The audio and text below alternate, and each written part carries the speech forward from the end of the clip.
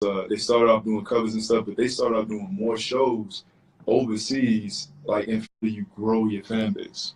Like, so how do you, so okay, so he's going to school outside of the country. Okay. How do you grow your junior? He said, personally, I would say for me, I would have to branch out into another state in order to gain support.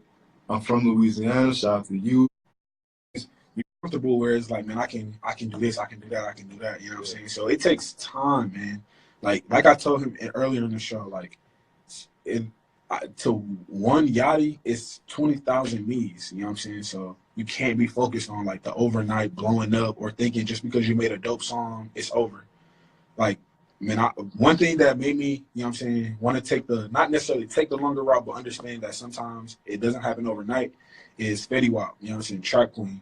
This dude didn't get popping until like 2015. He made Trap Queen at the end of 2013. Wow. You know what I'm saying? He was like, man, I was pushing it. And obviously, like, he has to push it to clubs, you know what I'm saying, things like that, strip clubs. But it's like he had a dope song, you know what I'm saying, that nobody's heard for a year before it got popping. You know what I'm saying? And when it popped, it popped. He had three back-to-back, you know what I'm saying, Billboard chart toppers.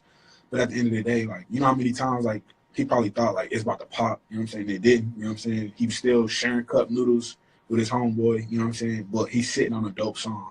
So it's like people can't get caught up. And just because you made a dope song don't mean you about to make it. Because there's somebody in the world that has a dope song just like you. And they haven't made it. You know what I'm saying? Those, like they say about they say even about the playoffs in the NBA, like it takes, you know what I'm saying, hard work and dedication, but sometimes, man, it takes luck as well. Like Yachty's lucky to be in his position because it could have been somebody else, you know what I'm saying? Like XXX, you know what I'm saying, rest in peace. But when he got up, he was lucky. Like it's a bunch of songs that probably sounded like Look at Me Now when they came out, you know what I'm saying? His just happened to circulate at the right time, got trapped in that algorithm, or somebody made a video, and you know what I'm saying, like Yachty, that one day, like somebody made a video and that video went viral and everybody's like, where's this song yet? You know what I'm saying? So it's like he got lucky. He didn't do anything.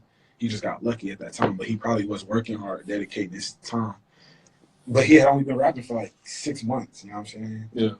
Sometimes I don't know, like, so it just takes a little bit of luck. Yeah. A little bit of luck, but it takes hard work, it takes dedication with a little bit of luck, a little pinch of luck. Like they say, to win a championship, you need good players, good role players, good coaching, good system, and a little bit of luck. A little bit of luck. You know, like, and that's what I feel like. That's what everything. You know what I'm saying? Well, I mean, obviously for us, it's like we need that little bit of favor. Yeah. You know what I'm saying? Yeah, a little bit of favor.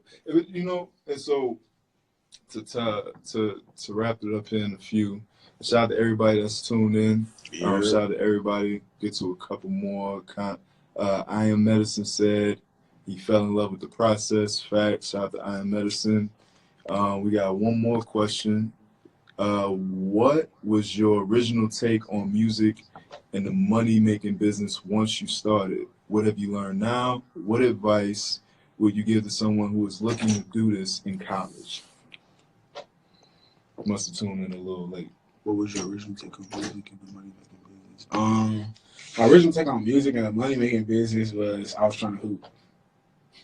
I wasn't trying to do music. As far as the money-making business, I didn't really start to learn until I began to make money. As simple as that. I didn't really, I don't know. It's like a general question. Yeah. But as far as advice for you trying to do it in college, man, me doing it in college, you got to set aside time. You got to set aside time. Like I set aside time when I wasn't practicing, when I wasn't doing classwork, to just write. You know what I'm saying? To just create songs, to listen to beats, listen to music. Right. 3 things, you know what I'm saying? If I wasn't hooping, I was doing classwork. If I wasn't doing classwork, I was, you know what I'm saying, trying to create a song. And just, you know, like Medicine just said, fall in love with the process, man. People, because they worked hard, they feel like they don't need to work hard anymore. You got to work hard to get it, and then you got to work hard to maintain it. And that's the harder part. You know what I'm saying? It's harder to maintain it to even get it. And I feel like the process makes you appreciate it more, and the process makes you understand what you went through and how to maintain it more. I feel like when you look at people like Trinidad James and Designer, they popped. And now they have 1 million people, but it's like, man, I don't know what to do. I just made the song. Like, I didn't know y'all would love it like this, you know what I'm saying? And I feel like it should show you, like, man, that's not always the best way to go. is to like pop overnight. You know what I'm saying? That's not always the best way because it don't happen like that. Again, like you said, it's one Yachty to 200 people that gotta grind. So it's like the dude that go to the NBA. Like if he's just blessed with that, not everybody's gonna have that LeBron type talent. Yeah, that's God given. Yeah, that's not just given to every NBA player, but right. It doesn't make you less significant if you're a Ray Allen or if you're a Steph Curry. If you're a Lance Stevenson. If you're a Lance Stevenson, you know what I'm saying? Like make your splash where you can, man. Like especially if you're trying to do it in college. And you just said something. Make your splash. In order to make your splash, you have with basketball, you have to know your role. You know what I'm saying? If you Klay Thompson not about to, you know what I'm saying, dribble, step back, pull up for 3. You know what I'm saying? He catching off and dribbling. Yeah. And with music, you have to know your market. Your music may not be for 10 million people like Drake's is. You know what I'm saying? Your music may be for 2 million people. You know what I'm saying? You might have a smaller fan base. And like everybody has a market. You know what I'm saying? The problem is everybody wants to be Drake, Kendrick, Cole.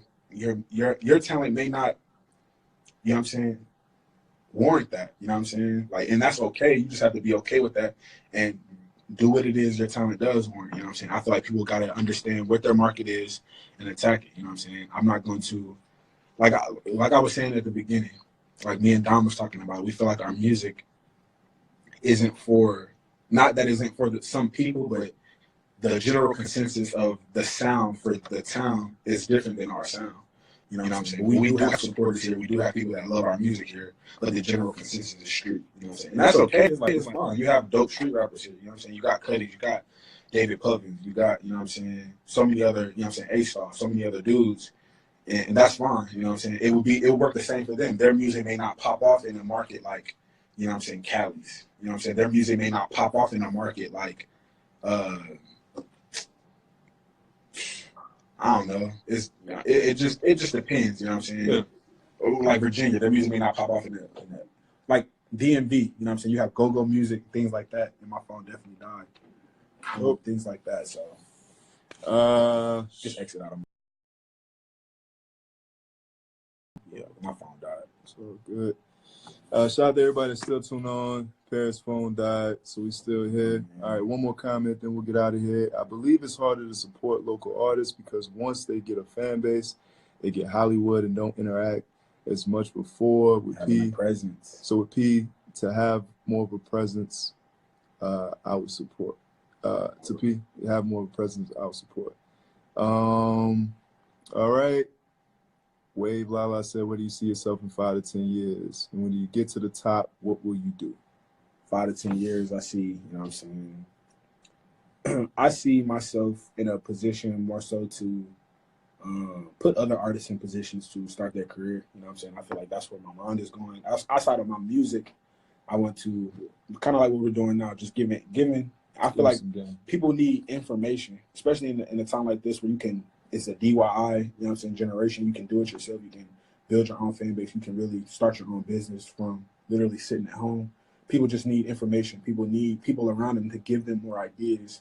I feel like it's definitely better to have a team around you and people that are willing to let somebody else be the LeBron and then be the Kyrie and somebody else be the Kevin Love and then somebody be the J.R. Smith, somebody be the Derek Williams from the 15-day contract. You know what I'm saying? So we can get the win. You know what I'm saying? Yeah. People have to understand their role and understand what their talent warrants. But, you know what I'm saying? I feel like in 5 to 10 years, I'm 26, so definitely by the time I'm 36, I feel like I want to be in a position where I can help younger artists, you know what I'm saying, that just need information. They have the talent they have, you know what I'm saying? People around them that support them, they really just need information. They need advice on how to maneuver and on the things to do, the things not to do. And I feel like that's the main thing that I want to do in 5 to 10 years. I just want to do it at a much higher level. Got you. This is officially the longest podcast we've had, but shout out to all of y'all. I know y'all here for P. Chariz. Yep. Shout out to you for listening to the Reshow Culture podcast. Again, you can find us on Apple Music, Spotify, whatever. And we also going to be posting up this footage on YouTube. I Am Rock. This is my brother right here. Shout out to him. All right, a couple more. Let's see. Let's take one we haven't taken. 2KU10. How do you feel about all the fans you want how do you feel about all the fans that want you to get signed to Reach? How do I feel about that? I don't really. I mean, just to be blunt, I don't really care. I don't think that's something. Is Reach like the pinnacle of Christian hip hop? Of Christian hip hop? Yeah, Lecrae is like the Drake of Christian hip hop. I know that, Or but like, is Reach is like the only label that really it's the matters? biggest label. It's the biggest label. Gotcha. And it has the biggest artists, so people look at it as it reaches the standard when it comes to CH. So it's like the Def Jam back in the reaches the standard.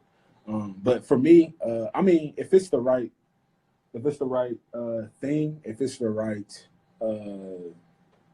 situation, one thing I'm not about to do is just sign away just because of a name. I think people go wrong with that. I'd rather take the stairs and take the elevator. That's just good. You know what I'm saying? I'd rather, you know what I'm saying? Now in real life, I'd rather take the elevator, but in this analogy, I'd rather take the stairs than the elevator, just because I enjoy the process, man. And it definitely helps me understand a lot of things more. I mean, it takes more time, but at the end of the day, I feel like I'll be more satisfied at the end of the day. But if don't get it wrong, don't get it twisted. If they come with the right thing, you know what I'm saying? Right, because I want to go in there with leverage. If they come in there with the right thing, I always want that backing. But as far as the fans wanting it, it's not something that's on my mind. Got you. Heard you. Good questions. Yes, sir. Take the stairs rather than take the elevator. All right. Well, this bags. I am medicine said bags. Facts. We need bags. Big bags. Shout out to I Am Medicine, man. Shout out to everybody who is tuned into the Reach Over Culture podcast. I am Rock. Make sure you subscribe, Spotify, Apple Music, YouTube, wherever we at. We do these shows weekly. Today's show was about supporting local artists and local entrepreneurs. If you are a person that's needing support yourself, I'll let you give like a final charge to people, to fans, supporters, or whoever. Yeah. Give them a final charge about supporting local talent in that area. And I encourage it. I definitely encourage to. And somebody said this on Instagram or Twitter. There's a Nipsey Hussle in your community. Support him. You know what I'm saying? Obviously, it comes down to music is subjective. You know what I'm saying? But if you find somebody that's for the community that makes dope music that you like, man, support them in whatever way you can. Because when it turns around, you know what I'm saying, you want them to value your support. Exactly. You know what I'm saying? So go out, support, and you know what I'm saying. One thing I can ask for y'all right now is go like and comment. You know what I'm saying, on my new post. Yeah. Black Boy Don't Cry video is dropping this Friday. Oh yeah. And it will also be on all streaming platforms. Another thing, go follow the Reach Over Culture podcast right now. This live will be up. You know what I'm saying? We're going to keep it up for the next 24 hours.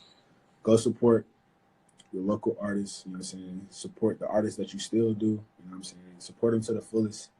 And support yourselves. You know what I'm saying? Keep it a cycle. Let's create new cycles. Yeah, that's what it's about, man. It's about creating new cycles. It's about creating new opportunities for people in your community. If there's ever a time for renaissance, and there's a lot of people that's want to do a lot of different things in your community, and there's people all down the line that you all are wanting to do music. You all want to do. For me, it's a podcast that I'm wanting to turn into something totally bigger than this. For P, is music. For our other guys, it may be fashion. You may be a photographer. You may be somebody who just wants to go around and motivationally speak and give lessons on entrepreneurship and different things like that.